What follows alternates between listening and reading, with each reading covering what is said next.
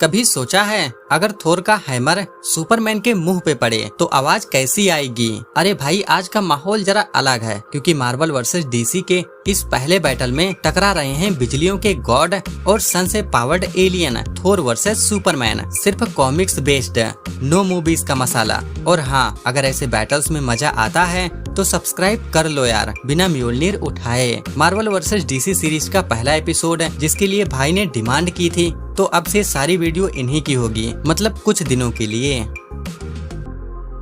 Ash gourd के royal palace में एक प्रोफेसी के तहत एक लड़का पैदा होता है जिसे आगे चल के देवताओं का देवता बनना था। इसका नाम रखा गया थोर। ओडिन ने इसे बनाया अपना वारिस, लेकिन एरोगेंस और घमंड के कारण इसका नेचर हमेशा इम्पल्सिव रहा। ओडिन ने इसे सीख देने के लिए इसकी ताकत छीन ली और इसे भेज दिया अर्थ पर एक आम डॉक्टर डोनाल्ड ब्लेक के रूप में। वही अर्थ जहां एक दिन इसे एक छोटी सी वुडन स्टिक मिलती है जो म्योल्निर में बदल जाती है और फिर दोबारा शुरू होता है एक गॉड बनने की कहानी। इसका हैमर सिर्फ एक वेपन नहीं, एक टेस्ट है, क्योंकि सिर्फ वही इसे उठा सकता है जो वर्दी हो। कॉमिक्स में थोर ने सिर्फ मॉन्स्टर्स नहीं, कॉस्मिक एंटिटीज तक से टक्कर ली है और अवेंजर्स का एक फाउंडिंग मेंबर बनकर अपना फर्ज निभाया है। ये सिर्फ एसगार्ड का प्रोटेक्टर नहीं, एक ब्रिज है गॉड्स और ह्यूमंस के बीच।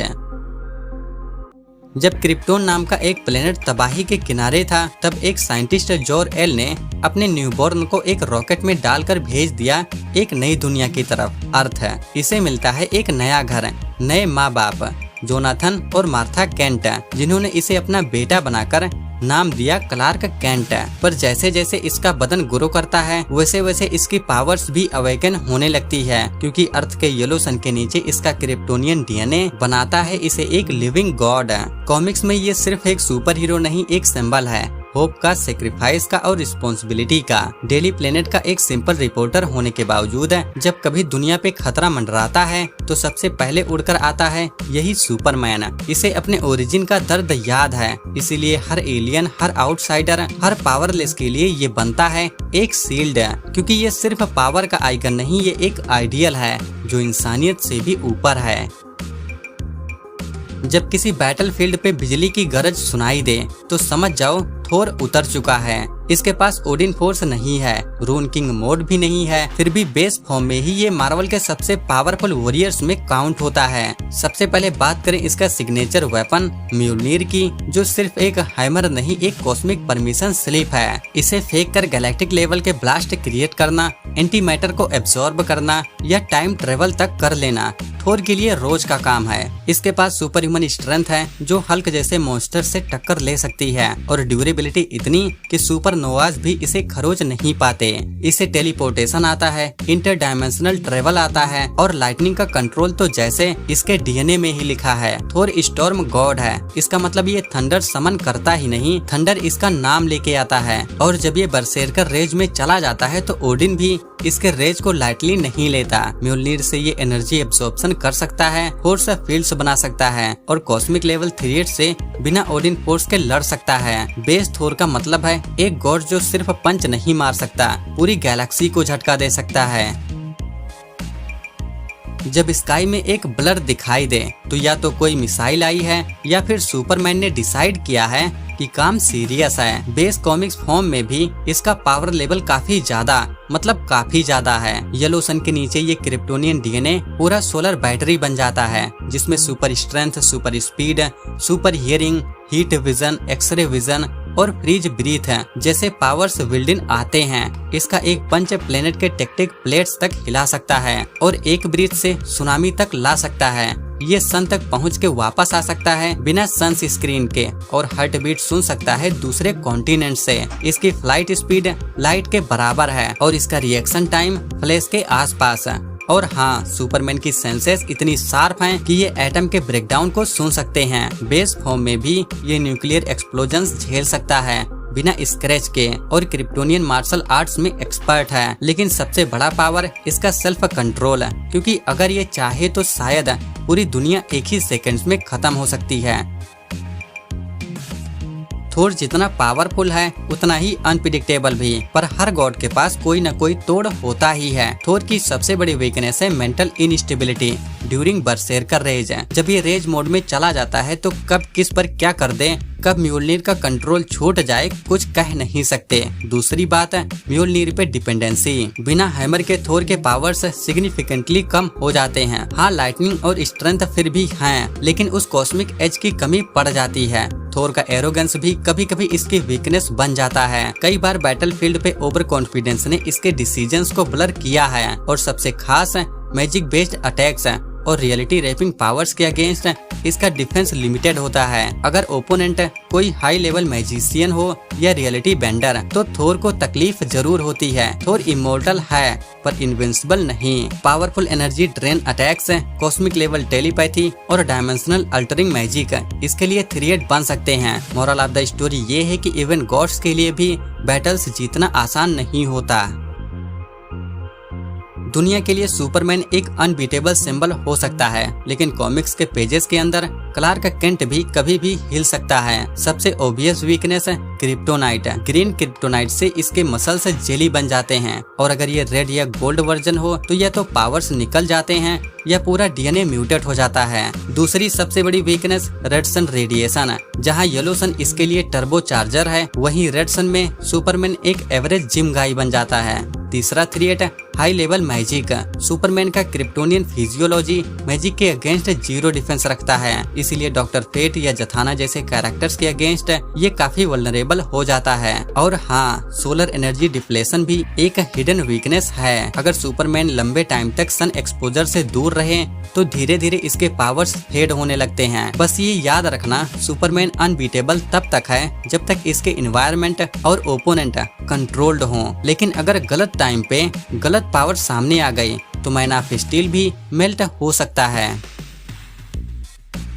थोर ने अपने करियर में सिर्फ विलेंस ही नहीं हराए। एक बार मिडगार्ड सार्पेंट जोरमुनगेंडर से फाइट में थोर इतना रेज में था कि इसने सार्पेंट का स्पाइन तोड़ दिया और खुद भी ऑलमोस्ट इंजर्ड हो गया, लेकिन उस मॉन्स्टर को खत्म करके ही छोड़ा। इसने हल्क को फिजिकली ओवर पावर किया है जब ये फुल रेज में था, और एक बार ग्लैडिएटर जैसे पावर हाउस को भी डिफीट किया, जिसमें सिर्फ ब्रूट स्ट्रेंथ का नहीं बैटल टैक्टिक्स का भी यूज हुआ। थोर ने म्योल्निर से टाइम ट्रेवल तक किया है और गैलेक्सी लेवल स्टॉर्म्स समन किए हैं जो प्लेनेटरी लेवल सिस्टम्स को वाइप आउट कर सकते हैं। गॉड ब्लास्ट नाम का अटैक इतना पावरफुल है कि गैलेक्टस जैसे कॉस्मिक एंटिटी को भी हिला दिया था, और जब मंगोक जैसे गॉड किलिंग बीस्ट ने एसगार्ड पे अटैक किया तब थोर ने उसे सोलो रोका, जबकि मंगोक ने पहले मल्टीपल गॉड्स को एक साथ धूल चटा दिया था। थोर ने एपोक्लिप्स, सिल्वर सर्फर, बेटा रेविल, हरकुलिस जैसे टॉप टायर्स के साथ बैटल की हैं, और मोस्टली या तो ये जीता है या फिर इक्वल गया। और सबसे बड़ा फीट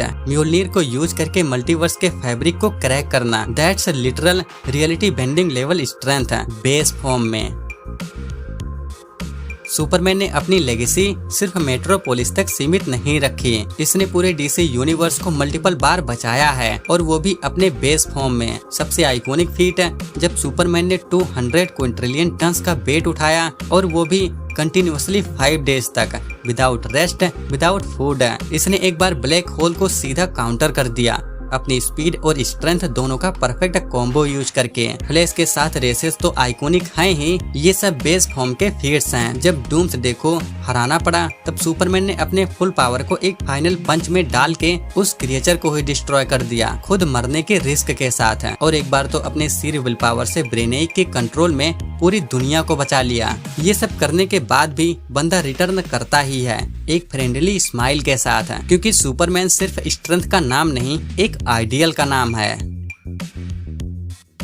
थोर ओडिन का बेटा, म्योल्निर का मास्टर। इसके पास है god tier strength, dimension level durability और लाइटनिंग मैनिपुलेशन जो पूरे सिटीज को वेपराइज कर सकती है। गॉड ब्लास्ट, वॉरियर मैडनेस जैसे मोड्स इसे कॉस्मिक लेवल तक पुश कर देते हैं। सेंचुरीज ऑफ वॉर एक्सपीरियंस और कॉम्बैट स्ट्रेटजी इसके आर्सेनल का पार्ट हैं। सुपरमैन क्रिप्टोन का लास्ट सर्वाइवर जिसका डीएनए स्टारलाइट से पावर्ड है। इसके पास है planetary strength, FTL speed, heat vision, freeze breath और अल्ट्रा सेंसेस। सुपरमैन सुपरमैन का सबसे बड़ा वेपन है इसका टेक्टिकल माइंड और बैटल एडॉप्टेशन। ये सेकंड्स में बैटल फील्ड का एनालिसिस और रिस्पॉन्स कर सकता है। थोर का वीकनेस है ईगो और वेपन डिपेंडेंसी। अगर म्योल्निर दूर हो गया तो शॉर्ट टर्म में वल्नरेबल हो सकता है। इमोशनल रेज भी कभी कभी इसको वीक बना देती है। सुपरमैन का बिगेस्ट वीकनेस है मैजिक और थोर का हर अटैक इंचेंटेड और डिवाइन एनर्जी से लोडेड होता है। इसके अलावा रेड सन रेडिएशन और क्रिप्टोनाइट भी सुपरमैन के लिए खतरा हैं, लेकिन थोर के पास ऐसे एलिमेंटल सरप्राइज नहीं होते। मार्वल के हैंडबुक के हिसाब से थोर की स्ट्रेंथ लेवल क्लास 100+ है, जो सेलेस्टियल बीइंग्स को भी टक्कर दे सकती है। इसके अटैक्स मैजिक बेस्ड हैं, जो सुपरमैन के लिए डेडली बन जाते हैं। डीसी के ऑफिशियल पावर चार्ट्स सुपरमैन को ड्यूरेबिलिटी और स्पीड में टॉप टायर प्लेस देते हैं, लेकिन डीसी खुद एक्नॉलेज करता है कि magic can bypass his invulnerability. Fans mostly Superman के फेवर में वोट करते हैं ड्यू टू पॉपुलैरिटी, लेकिन hardcore comics forum, Quora, Reddit और old school comics fans agree करते हैं अगर ओपोनेंट मैजिक बेस्ड है तो सुपरमैन का डिफेंस गियर कमजोर पड़ता है। शेज़ैम और थोर जैसे कैरेक्टर्स इसके मोस्ट डेंजरस मैचअप्स हैं। अगर सुपरमैन ब्लीच करता है तो पहला डैमेज थोर उठाता है, लेकिन थोर की इंचेंटमेंट्स और ड्यूरेबिलिटी इसे रोकते हैं।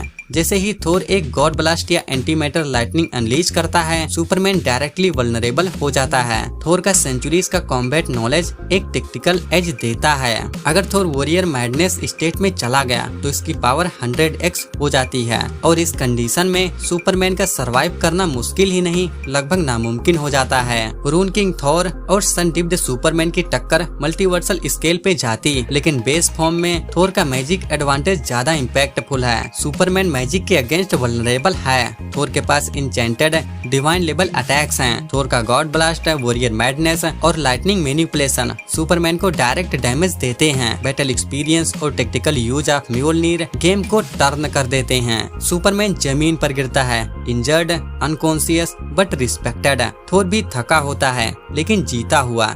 एक ऐसी जीत है जो उसने फाइट करके ली है। दिखाता है कि गॉड होने का मतलब सिर्फ पावर नहीं, पेशेंस भी होता है। ऑफ कोर्स थोर ही जीतेगा, लेकिन ये जीत इतना आसान नहीं होने वाली। अगर सुपरमैन को येलो सन की पावर्स मिलती रहे तो शायद ये बैटल नेवर एंडिंग भी हो सकती है। ये मुझे आपको शायद बताने की जरूरत भी नहीं थी, क्योंकि सभी इसको जानते हैं। लेकिन फिर भी थोर का गॉडली एक्सपीरियंस, डिवाइन वेपनरी और मैजिकल पावर सेट इसे इस बैटल में क्लियरली एक एज देते हैं। So even in long run Superman survive कर सकता है, लेकिन जीत थोर की ही होगी। कई बार गूगल या रैंडम आर्टिकल्स सुपरमैन को विनर बोल देते हैं, क्योंकि ये कैरेक्टर पॉप कल्चर में ज्यादा पॉपुलर है। लेकिन जब बात ओनली कॉमिक बेस फॉर्म की हो तो पावर स्केलिंग का लॉजिक चेंज हो जाता है। लेकिन मैं आपको फिर से याद दिला दूं, यहाँ बात बेस फॉर्म की हो रही है, न कि कॉस्मिक आर्मर सुपरमैन या सुपरमैन प्राइम 1 मिलियन, और न ही रून किंग थोर या इसके मोस्ट पावरफुल फॉर्म्स की। अगर आप ही रिसर्च करते हो तो आपको देखने को मिलेगा लोग इस पर मिक्स्ड ओपिनियंस देते हैं।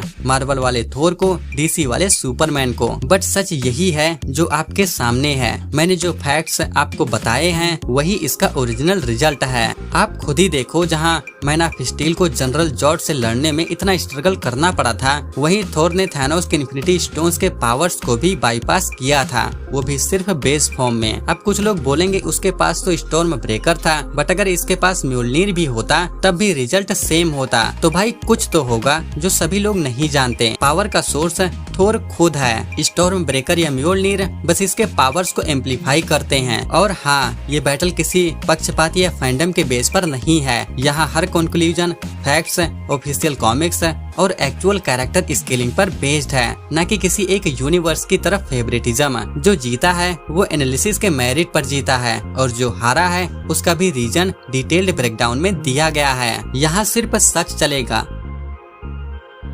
तो भाई, अगर इस बैटल ने तुम्हारा दिमाग घुमा दिया है तो अगली वीडियो और भी ज्यादा इंसेन होने वाली है। चैनल पे नए हो कोई ना, पर अब पुराने बन जाओ। सब्सक्राइब मारो, बेल दबाओ और कमेंट में अपना वर्डिक्ट लिखो। बाकी जो वीडियोस बने हैं उन्हें मिस किया तो समझो मल्टीवर्स का एक एपिक मोमेंट निकल गया हाथ से। चलो फिर मिलते हैं नेक्स्ट धमाकेदार वीडियो में। Bye bye and take care.